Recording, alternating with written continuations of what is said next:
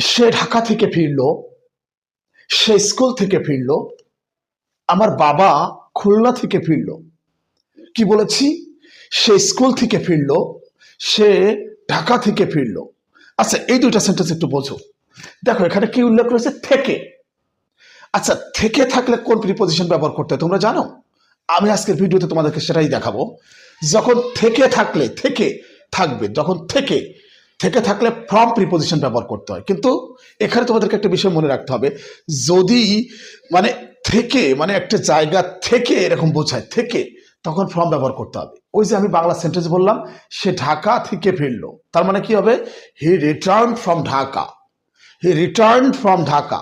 যেহেতু past indefinite tense, অতীতের ব্যাপারে এই কারণে রিটার্ন ব্যবহার করতে হবে। তাহলে কি হচ্ছে?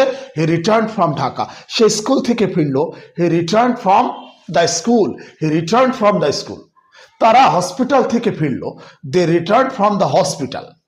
যদি উৎপত্তি বোঝায়, কোনো জায়গা থেকে শুরু হওয়া বোঝায়, সেক্ষেত্রে ফ্রম ব্যবহার করতে হবে। জাস্ট এটা তোমাদেরকে মনে রাখতে হবে। আমার মনে হয় বুঝতে পেরেছো। এভাবে প্র্যাকটিস করতে থাকো, ইংরেজিটা অনেক ইজি হয়ে যাবে তোমাদের জন্য।